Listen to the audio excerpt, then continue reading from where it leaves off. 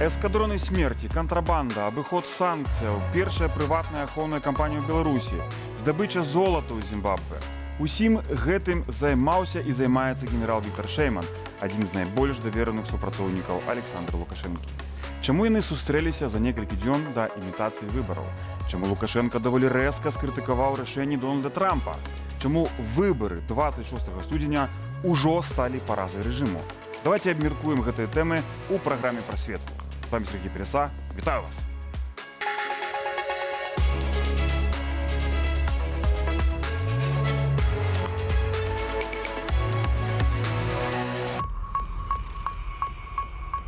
А пачнем з сакрэтных справаў, якімі займаецца генерал Віктор Шэйман. Са мной у студыі Станіслав Івашкевіч, кіраўнік беларускага расследавальнага цэнтра. Прывітанне, Станіслав. Вітаю. Станіслав, Віктор Шэйман, фігура у асяроддзі Лукашэнкі адна з самых цёмных, так? Яшчэ з сярэдзіны 90-х ён займаўся самымі сакрэтнымі справамі Лукашэнкі. Між іншага, яго асацыююць з палітычнымі знікненнямі ці нават забойствамі апанентаў Лукашэнкі. Чым ён цяпер займаецца? І на твою думку, чаму менавіта цяпер яны сустрэліся за некалькі дзён да выбараў?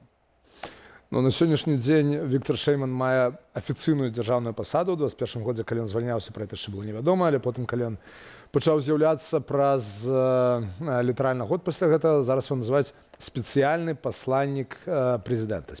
Прабач, а да гэтага ён быў кіраўніком адміністрацыі Лукашэнкі, так? Управлення справамі. Управлення справамі. Ён калісьці быў кіраўніком адміністрацыі, апошнія свае гады ён быў кіраўніком управлення справамі.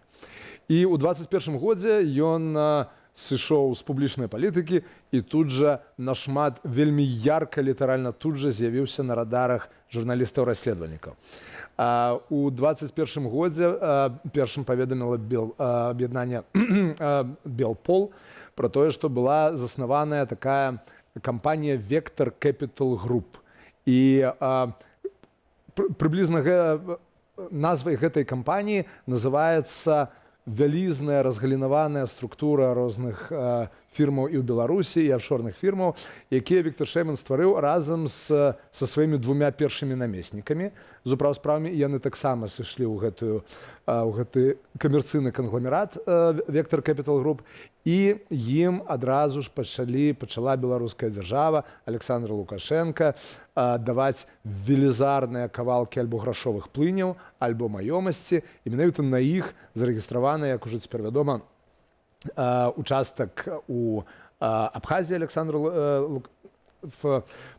падчас візіту Александра Лукашэнкі яму быў выдзелены участак у Абхазіі мясцовым парламентам літаральна праз дзень, і зарэгістраваны ён на фірму ягонага былога ахоўніка, такога Александра Рамановскага, які працуе ў структурах Шэймана. Тое ж самае расследаванне Белпол пра участак у Краснай Паляне, якую ў свой час Рэспубліка Беларусь абмяняла з Расіі на кавалак беларускай зямлі. Красная Паляна — гэта пад Сочи, так? Гэта так, гэта Сочи, гарналыжны курорт недалёка ад мора, адно з самых дарагіх месцаў у Расіі. І паводле расследавання Белпол за бесцэнак это было прададзена кампанія, якая звязана рознымі шляхамі з структурамі Віктора Шэймана. Беларускі расследавальніцкі цэнтр потым дакапаў гэты кейс зноў жа да гэтага самага ахоўніка былога Александра Лукашэнкі, Александра Рамановска. Таму такім чынам мы бачым, што, па-першае, гэта было і раней, мы расследавалі бізнесы Віктора Шэймана, зарэгістраваныя на ягоную цяперашнюю жонку, на пляменніцы ягонай былой жонкі, ім даваліся дзіркі ў беларускай мяжы, як, напрыклад, калі, можа, хто памятае, калі пачалі сур'ёзна душыць ІП і патрабаваць ад іх сертыфікацыі, настойваючы на тым, што гэта абарона Беллегпраму ад кантрабанды, то это было тады расследаванне на тэлеканале Белсат. Значыць, у 2019 годзе маё расследаванне было пра кампанію Global Custom, якая акурат у гэты самы час кантрабандай масава пад выглядам тканіны, што дазваляла не плаціць мыты высокія на гэтую вопратку, завозіла тую самую кантрабандную вопратку, на якую патрабавалі сертыфікаты, везла ў асноўным у Расію, і ўжо з Расіі яна патрапляла ў Беларусь. Это быў 19 год, а з 21 года пачалася менавіта вельмі нашмат больш паспешлівае і значна больш манументальнае і хуткае будаўніцтва паралельнага як бы ўправ справамі Александра Лукашэнкі і ў тым ліку паралельнага службы бяспекі ў выглядзе вось гэтай першай беларускай ахоўнай кампаніі з правам насіць зброю. Так, Станіслав, гульня словаў «Вектор» і «Віктор», ну, толькі одна літара адрозніваецца, можна назваць «Віктор», так, кампанію «Віктор». Сустрэча, вось эта размова закрытая, няма відэо, няма фота, ёсць толькі тэкст, стэнаграма. Віктор Шэйман і Александр Лукашенко. Адна з галоўных тэмаў, паводле афіцыйнага паведамлення гэтай стэнаграмы, тычылася справаў рэжыму Лукашэнкі, якімі займаецца Віктор Шэйман у Афрыцы, у афрыканскіх дзяржавах, у Зімбабве, в першую чаргу, так? Ці мог бы ты расказаць крыху больш, чым займаецца Шэйман і ягоная каманда ў Афрыцы? Мы ведаем, што яны займаюцца там, між іншага, здабычай золата ў Зімбабве. Для гэтага патрэбна, між іншага, гэта прыватная ахоўная кампанія, першая ў Беларусі, якую таксама кіруе, як бы, пад кантролем Віктора Шэймана працуе. Значит, ну, я могу для пачатку паўтарыць тое расследаванне 21 года, якое таксама беларускі расследавацкі цэнтр рабіў, з'яўляючыся часткай тэлеканалу Белсат, про тое, як Віктор Шэйман з'ездзіў у Зімбабве, значит, і прыехаўшы дакладваў Александру Лукашэнку, што мы, маўляў, дамовіліся з Зімбабве, што ў іх няма валюты, каб нам плаціць.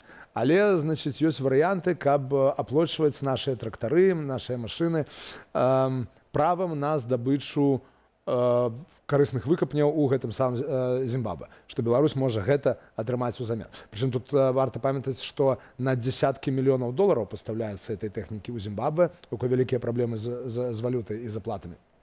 Ну і тое наше расследаванне выявіла, што улады Зімбабве сапраўды выдзелілі некалькі участкаў для здабычы золата, але не беларускай кампаніі, а сейшэльскай, на сейшэльскіх выспах. Сейшэльскія выспы – это офшор, дзе рэгіструецца, называецца падатковы рай, дзе, па-першае, няма падаткаў, па-другое, максімальная сакрэтнасць капіталу. Сейшэльская фірма, якой, аднак, мы, дзякуючы зліву Pandora Papers, выявілі, што уласнікамі з'яўляецца сын Віктора Шэймана, і такі бізнесовец Александр Зінгман, якого называюць галоўным бізнес-прадстаўніком Александра Лукашэнкі ў Афрыцы.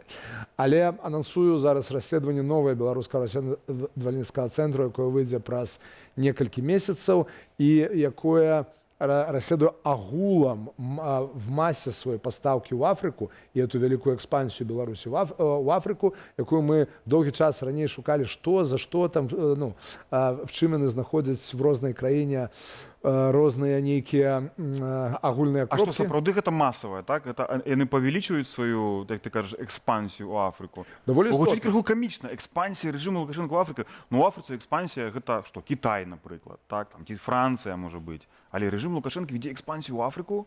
Экспансія па беларускіх мерках. То бок мы знайшлі прыблізна на 200 мільёнаў долараў было выдадзена крэдытаў экспартных, значит, у Афрыку на закупку афрыканскай тэхнікі. Экспансія, вядома ж, гэта вельмі сказана так у беларускіх рамках. То бок, але і там з'яўляюцца здзелкі, дзесьці з'яўляюцца збройныя здзелкі, на іх фоне пачынаецца камерцыйная актыўнасць. Але самае галоўнае ў гэтай актыўнасці, што мы пакажам у нашым расследаванні, это тое, што там паўсюль, дзе мы змаглі убачыць дэталі здзелкі, адна і тая ж схема. Значит, заключаецца яна ў тым, што беларускія прадпрыемствы ад гэтага экспарту нясуць страты, в сэнсе прадаюць это ў страты, а прыбыткі, звышпрыбыткі атрымліваюць фірмы-пракладкі, звязаныя з кім мы покажем в нашем расследовании, але, я думаю, не цяжко ў кантэксце нашай размовы здагадацца. Праз некалькі месяцаў, так? Станіслав, мы вернемся зараз до нашай размовы праз пару хвіліну, але крыху зменім яе ракурс. Але перед тым прапаную паглядзець сюжэт пра тое, як Лукашенко адрэагаваў на першае рашэнне Дональда Трампа. Александр Лукашенко абурыўся дзеяннямі Дональда Трампа, пакрытыкаваў новага старога прэзідэнта Злучаных Штатаў. Голас мінскага дыктатара наўрад ці пачуюць за акіянам. Аднак там пра Беларусь ведаюць. Першая адміністрацыя Дональда Трампа прабавала наладзіць дачыненні з рэжымам Александра Лукашэнкі. Потым былі выбары 2020 года, калі ўвесь свет убачыў паразу Лукашэнкі ў жывым эфіры. Цяпер ён Цяпер ён суагрэсар у вайне Расіі супраць Украіны, хаця гэтая роля яму не падабаецца. Нікуды ад яе ён не падзенецца. Пакуль Лукашенко думае, што яшчэ зрабіць, каб імітацыя выбару выглядала не зусім кепска, хаця б у вачах беларусаў, штаб Ціханаўскай пачынае планаваць візіт у Вашынгтон. Сюжэт Надзеі Бельскай. Гістарычны момант. Першыя хвіліны пасля інаўгурацыі Трампа. Адным махам Трамп падпісаў пару сотняў розных указаў. У той вечар за дзеяннямі новаабранага прэзідэнта США пільна назіралі з Менску. Назіралі, аналізавалі ды асуджалі. Мы не можем не спросить у вас о вчерашней инаугурации президента Трампа, новый президент в США. А готовы ли вы после проведения выборов подписать сотню указов за один день? То ли 78, то ли 87 указов, это которые отменят указы Джо Байдена. Мне не приходилось отменять свои указы, другого президента не было. Но если сегодня один президент творит указы, а второй отменяет, это что, нормально? Это характеризует страну. Не только его самого, но страну. У вас серьезная нестабильность. У вас нет главной преемственности. Пад пераемнасцю Лукашенко мае на ўвазе поўную падтрымку дзейнага палітычнага курсу. Неістотна, якая краіна іншага менскі дыктатар у сваім жыцці не бачыў і ўжо, напэўна, не хацеў бы. Дональд прав. Господь его спас. Если он есть, то он его спас. Для чего? Для того, чтобы дурью занимался. Что-то отменял и творил чудеса в мире. Он любит эпатажность эту. Любит это как-то помахать, показаться там. Ну хватит уже, 80 лет, сколько можно. Если ты миротворец, работай на то, чтобы войн не было. Пазіцыю сілы Лукашенко разумее добра, адкрытых заклікаў да міру ён сабе дазволіць не можа, але вось так асцярожна намякае. Если ты это сделаешь, ну хочешь быть Нобелевским лауреатом, мы тоже тебя поддержим. Наўрад ці голас менскага дыктатара пачуюць за акіянам, аднак там пра Беларусь ведаюць. Лукашенко суагрэсар у вайне Расіі супраць Украіны. Тут з'яўляецца шанец для беларускіх дэмакратычных сілаў. Дональд Трамп пазбягае вось гэтага маралізатарства ў знешняй палітыцы, на жаль. Ці не на жаль, не ведаю. І ён прыхільнік падыхода рэалпалітік, які, ўсё ж такі можа пэўным чынам спрацаваць, калі мы кажам там адносіны з дэмакратычнымі сіламі. Але ж тут патрэбна ўсё ж такі мець больш праактыўны падыход, і гэта не беларускія дэмакратычныя сілы павінны там чакаць нейкага плану, які амерыканскі ўрад павінен там прыехаць і прэзентаваць, як ім што рабіць, а гэта дэмакратычныя сілы должны вось зразумець гэта бізнес-падыход каманды Трампа. У кабінеце Святланы Ціханаўскай цяпер сапраўды імкнуцца ўсталяваць сувязі з прадстаўнікамі новай адміністрацыі, казаў галоўны дарадца абразнай прэзідэнткі Беларусі ў эфіры Белсату. З усімі асноўнымі ключавымі камандамі у Белым доме, якія будуць працаваць у дзярждэпартаменце, у нас сувязі ёсць. Ёсць сувязь таксама з новым кіраўніком камітэту па замежных справаў і, дарэчы, і сенату, і палаты прадстаўнікоў. Гэта рэспубліканцы. Усе яны знаёмыя са Святланай Ціханаўскай, паводле Франа Кавячоркі. Увесну, калі ўжо ўсталюецца новая адміністрацыя, будуць планаваць візіт беларускай дэлегацыі ў Вашынгтон і перазагружаць супрацу з новым кіраўніцтвам Злучаных Штатаў. Падчас першай кадэнцыі Трампа ў 2020 годзе США ўвялі санкцыі супраць рэжыму Лукашэнкі. Тады ж прызначылі амбасадара Джулі Фішер, нагадала ў пасланні з нагоды інаўгурацыі 47-га прэзідэнта США Святлана Ціханаўская. У 2020-м Трамп выказаўся ў падтрымку беларускіх пратэстоўцаў. Гэта адлюстроўвае, наколькі гнуткай можа быць ягоная пазіцыя. У 2018 годзе амерыканская адміністрацыя спрабавала наладзіць кантакты з рэжымам Лукашэнкі. Беларусь наведалі тады амерыканскія эксперты, сустрэліся з МЗС і Лукашэнкам. Тагачасны дзяржаўны сакратар США і былы дырэктар ЦРУ Майк Пампеа прыляцеў у Беларусь на перамовы з Лукашэнкам на пачатку 2020 года, за паўгады да выбараў. Мы работаем над тем для того, чтобы обеспечить экономическое развитие и чтобы американские предприятия пребывали здесь, и с тем, чтобы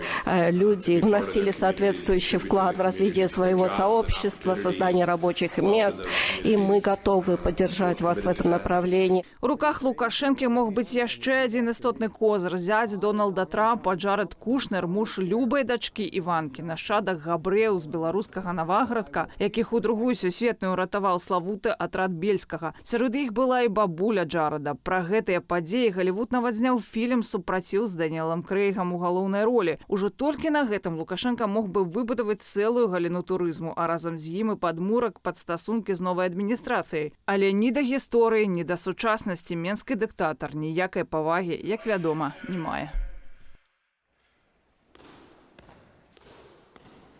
А мы вяртаемся в студыю, дзе працягнем размову з маім госцем, суразмоўцам Станіславам Вашкевічам, кіраўніком беларускага расследавальнага цэнтру БРЦ.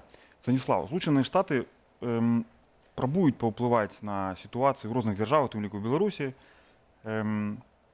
різними способами. Ну, таку собі тактику пуги і перніка використовують, так? З одного боку санкції, з другого боку спроба наладити некий діалог, щось запропонувати корисне, некий діл.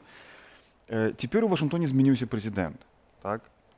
Ці ад гэтай змены Александр Лукашенко, такія людзі, як Віктор Шейман, могуць чакаць добрых навінаў для сябе в кантэксце санкцыяў, якія вы расследуеце, між іншых, так? Ігны ўплыў. Ці могуць Лукашенко і Шейман чакаць добрых навінаў для сваіх грошай, для сваіх інтарэсаў? Ну, я не могу каментаваць палітычныя намеры Трампа, паколькі не з'яўляюся палітычным аглядальнікам. Я думаю, палітычныя аглядальнікі пакуль што ўсё яшчэ не маюць поўнай пра гэта яснасці. Што тычыцца менавіта тых схемаў, якія мы расследуем па абыходзе санкцый і што з імі зараз адбываецца, ну, пакуль няма змены, пакуль што па інерцыі ідзе нарошчванне гэтых санкцый.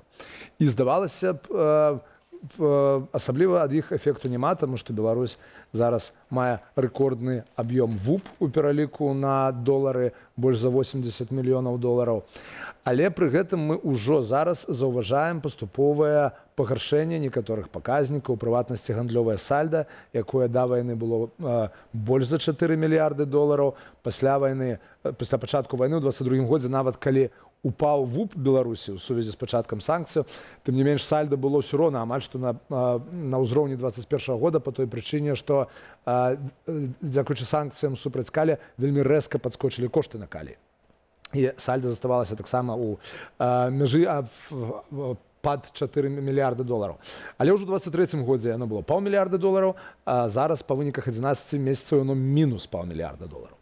І санкцыі так абыходзяцца, але калі раней яны абыходзіліся вельмі танна, то ў 22 годзе сапраўды нанеслі вялікую шкоду, таму што ўсе замерлі і не ведалі, што з гэтым рабіць, чакалі, што рабіць. У тым ліку вытворцы заходнія баяліся, в прынцыпе, пастаўляць, што бы то ні было ў гэтую частку свету, а потым зразумелі адзін за другім, што можна, і ўсё смелей і смелей.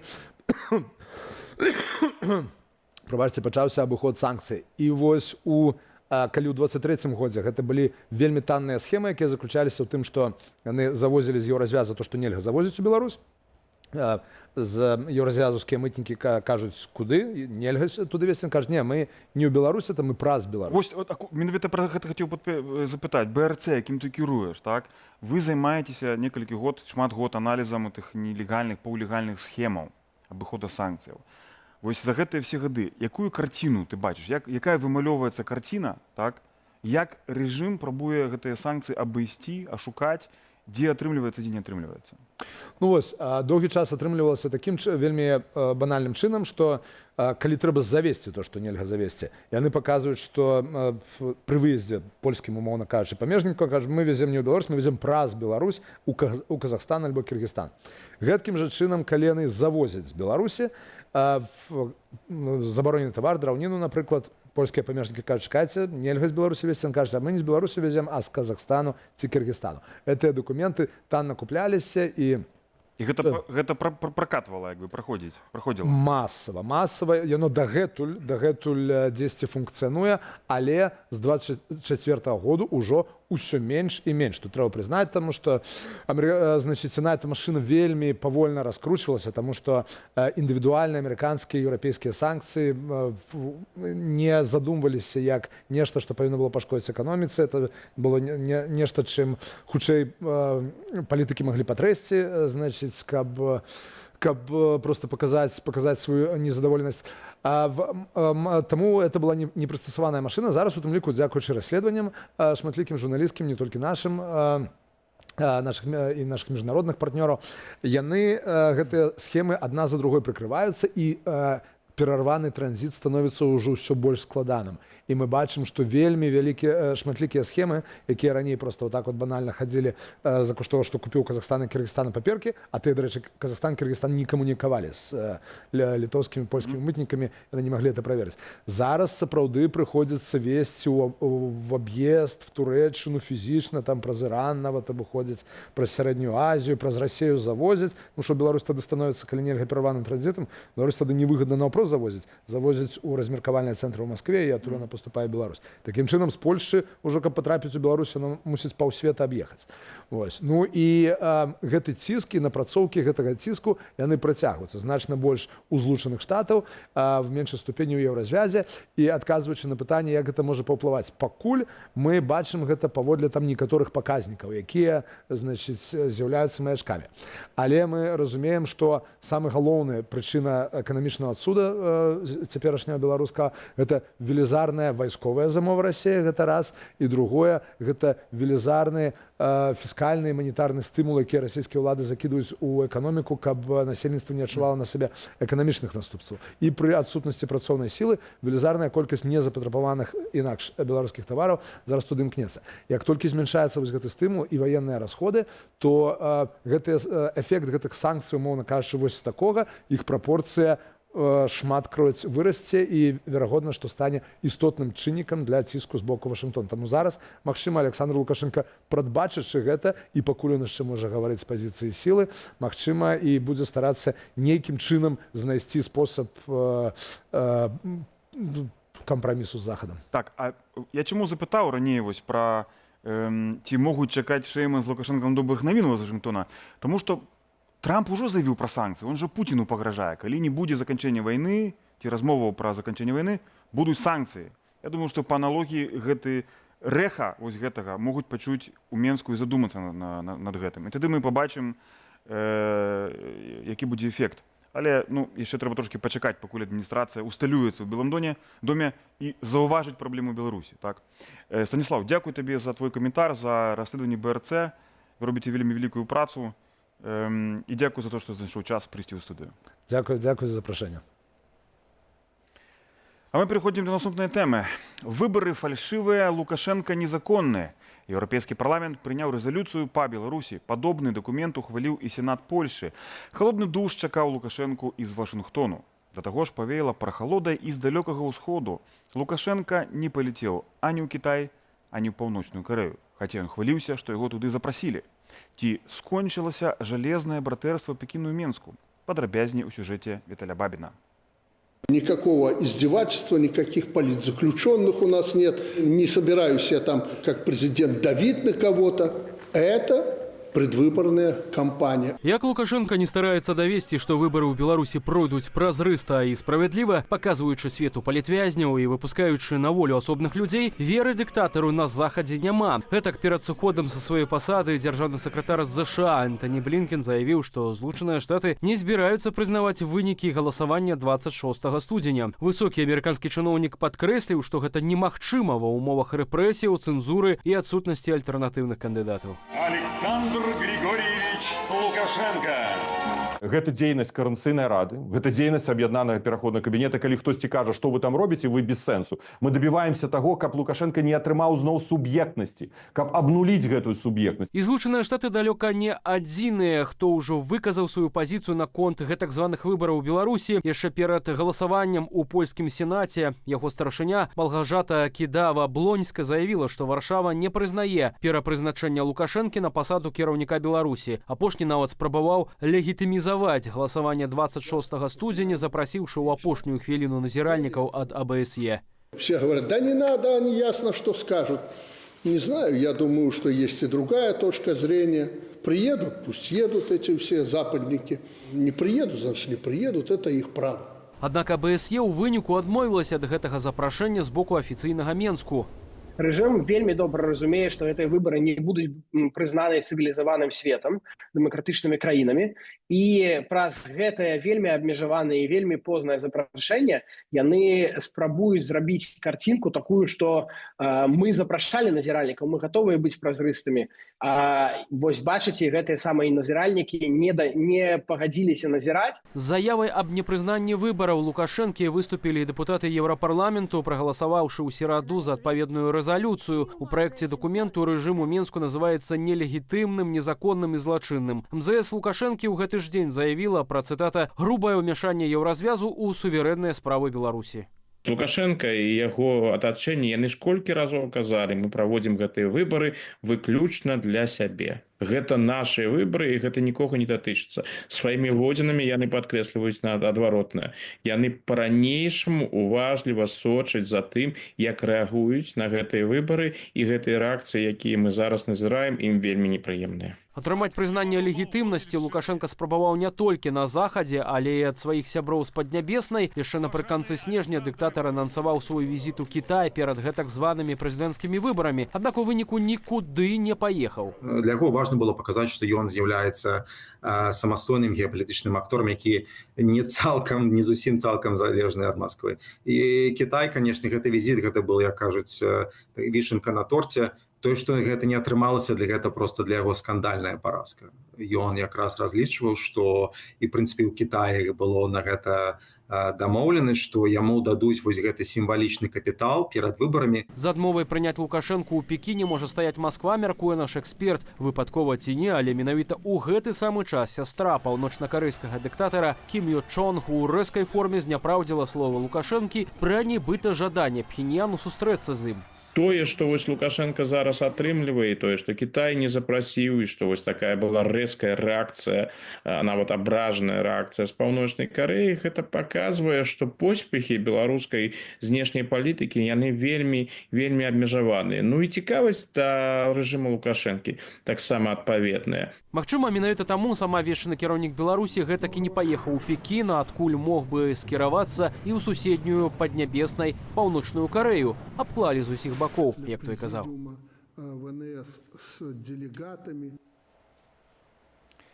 А ў прасвеце аўтарская рубрика майго калегі Дмітра Міцкевіча, у якой ён прадставіць разбор прапагандысцкага фільму «Беларусь. Сінонім бяспекі», які паказаў телеканал НТ. Прывітанне, Дмітр. Прывітанне, Сергей. Сапраўды падзея важная, бо на гэтым тыдні важную тэму для абмеркавання падкінула прапаганда рэжыму Лукашэнкі, апублікаваўшы фільм пад назвай «Беларусь. Сінонім бяспекі». Назва ўжо шмат чаго кажа, дакладней не кажа. Бо ў сусветным рэйтынгу бяспекі ад Інстытута эканомікі і міру Беларусь цяпер займае 116 радок са 162. З бяспекаю для жыхароў Беларусі горш, чым у Сенегале, Анголе ці Конга, напрыклад. Не кажучы ўжо пра краіны Еўропы, якія на чым свет стаіць палошчуць прапагандысты рэжыму ўсіх масцей. У першую чаргу варта звярнуць увагу, што вялікая частка фільма прысвечана арміі. Маўляў, гэта Лукашенко асабіста захаваў савецкую ваенную спадчыну і пабудаваў у Беларусі сучаснае баяздольнае войска. І гэта ўсё насуперак каварным планам Захаду, які хацеў пакінуць Беларусь без абарончага патэнцыялу. Вось якія казкі распавядае кіраўнік так званага Савету бяспекі Лукашэнкі Александр Вальфович. Давайте послухаем. В Белорусском военном округе были самые, скажем так, современные образцы вооружения военной техники. И ракетные комплексы, и авиация, и танки, и бронетранспортеры. Поэтому, естественно, это никого не устраивало, прежде всего американцев, коллективный Запад. И сделано было все для того, чтобы людей уволить, армию развалить, технику порезать, сдать на металлолом. Конечно, это очень больно было для вооруженных сил. Я толькі нагадаю, што абарончы бюджэт Беларусі за ўсе часы кіравання Лукашэнкі да апошніх 2 гадоў не перавышаў 1% ад валавага внутранага прадукту краіны. Хоць тыя самыя нормы НАТО патрабуюць мінімум 2%. Дык мала таго, у Беларусі выдзяляецца на нацыянальную абарону менш, чым у любой краіне-суседцы. Нават чым у Латвіі, уявіце сабе. Войска ў Беларусі фінансуецца па рэшткавым прынцыпе, а савецкія запасы тэхнікі і дагэтуль папаўняюць залатыя запасы асабіста дыктатара, якога ў расследаваннях ось Стасі Івашкевіча таго ж самага клічуць баронам зброі. Гэта што? Выходзіць, Лукашенка сваімі рукамі выконвае заданне клятых амерыканцаў па знішчэнні вайсковага патэнцыялу Беларусі. Не абышлося ў гэтым фільме і без традыцыйнай ужо для рэжыму мантры. Слова правой руцэ дыктатара Виктору Шейману. Президент дважды спас нашу страну от войны. Если в 2020 году ситуация пошла по-другому, давайте вот вместе спрогнозируем. Оппозиция приходит к власти, будет запрошена помощь со стороны западных стран, и западные страны ведут войска на территории Республики Беларусь. Вот представьте, если бы натовские войска стояли на границе Витебской области и Смоленской области, до Москвы 400 километров. Я как военный прекрасно понимаю, что такое. Это уже было бы с 2020 года. Президент уберег. Значит, ситуацию удержал в Республике Беларусь, выправил ситуацию, и люди дальше начали спокойно жить и работать. 22 год. Мы тоже были на грани войны. Вот-вот, могли сорваться. Если бы не позиция нашего главы государства Александра Григорьевича, мы бы скатились бы в войну в 22 году. Вось гэты пасаж пра базы НАТО ў 400 кіламетрах ад Масквы. Па-першае, у НАТО нікога імгненна не прымаюць. Украіна вунь колькі часу гэтага дабіваецца, але пакуль безвынікова. Так што ўсе аповеды пра жаўнераў краіну НАТО ў Беларусі ў выпадку зрынання рэжыму Лукашэнкі гэта проста фантазія ягоных міньёнаў. А па-другое, якім чынам гэта мела бы ўцягнуць Беларусь у вайну? То бок гэта што? Шейман адкрытым тэкстам кажа, што Беларусь не можа быць незалежнай краінай, бо на яе ў адваротным выпадку нападзе Расія? Цікава, што пра такія пасажы падумаюць ягоныя начальнікі ў Крамлі. Так, ну, 1% ВУП. Меня заўсёды гэта паражала. Это ў той час, калі сапраўды мінімум у НАТО гэта 2%, 2 разы больш.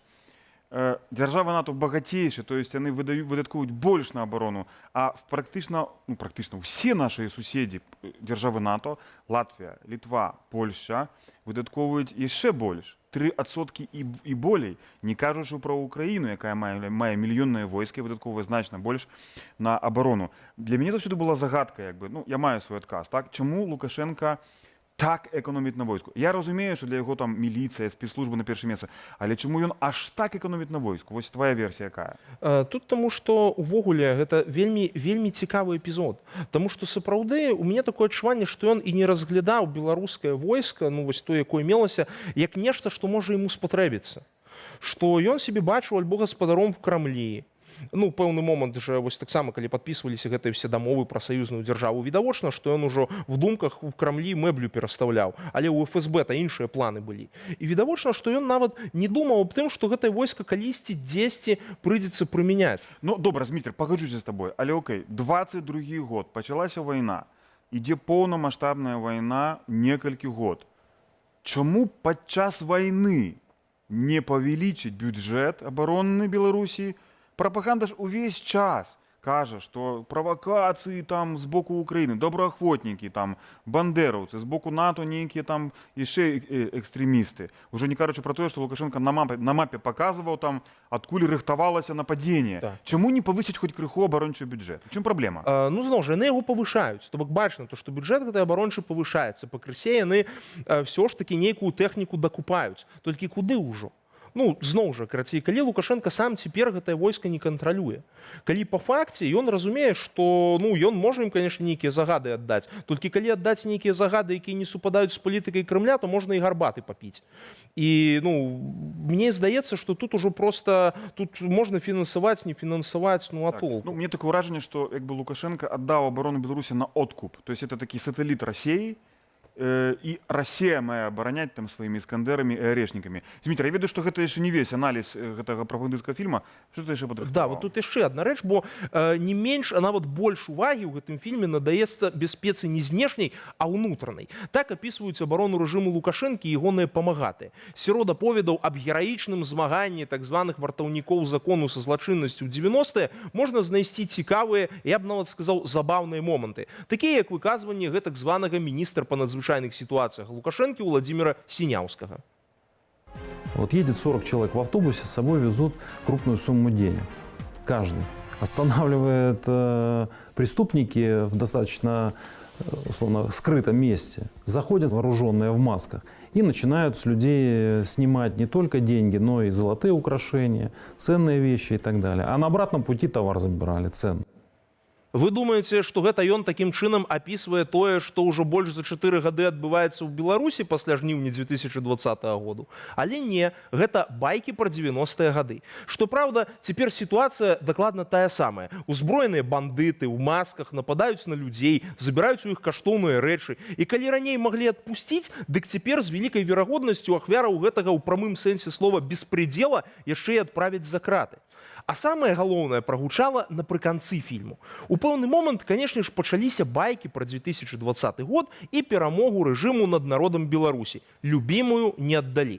Але важна тое, як гэта пададзена. Найбольш характэрнае выказванне менавіта Владзіміра Караева, які на той момант быў камандуючым гэтак званымі ўнутранымі войскамі, а цяпер з'яўляецца памочнікам Лукашэнкі. Паслухайце, калі ласка, уважліва. Помню слова президента страны, когда он пояснял это высказывание, почему его надо было придумать. Потому что надо было встряхнуть и общество, и в первую очередь государственную машину управления и идеологию.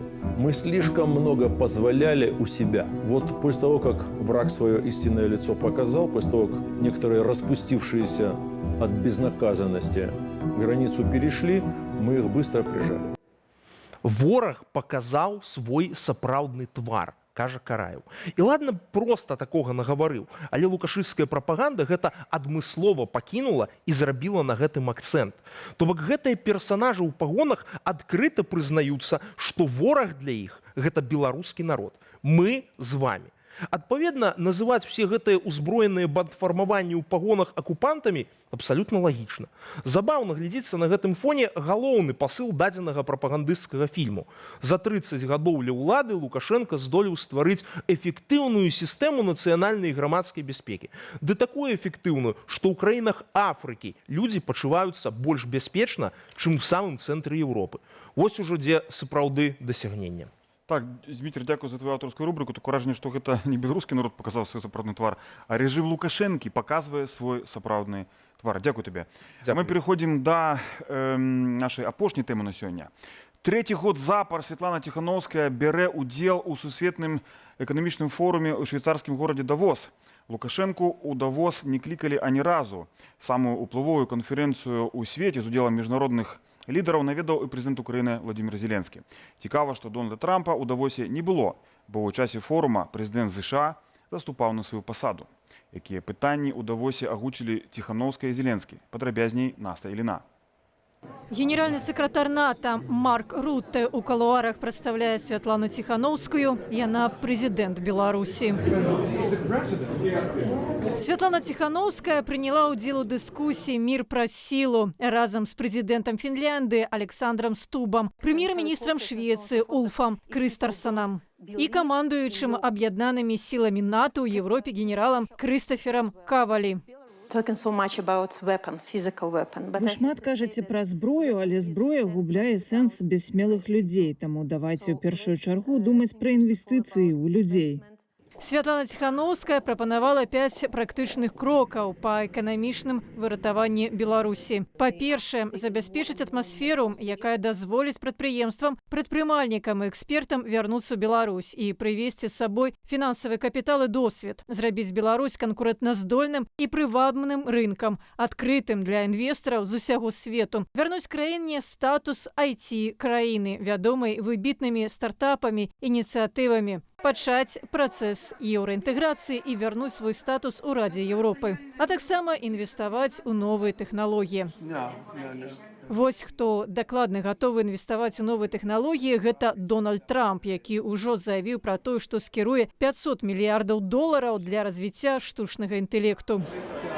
У чарговы раз у Давосе адной з цэнтральных тэмаў стала падтрымка ўкраіны, бо эканамічны складнік вайны робіцца ўсё больш і больш уплывовым. Выступ Владзіміра Зеленскага на форуме стаў халодным душам для еўрапейцаў. Нягледзячы на тое, што агульны эканамічны патэнцыял Расіі значна меншы за Еўропу, яна вырабляе ў некалькі разоў больш боепрыпасаў і вайсковай тэхнікі, чым уся Еўропа разам узятая. Таксама Зеленскі заявіў, што Вашынгтон не верыць, што Еўропа можа прынесці ім нешта сапраўды істотнае.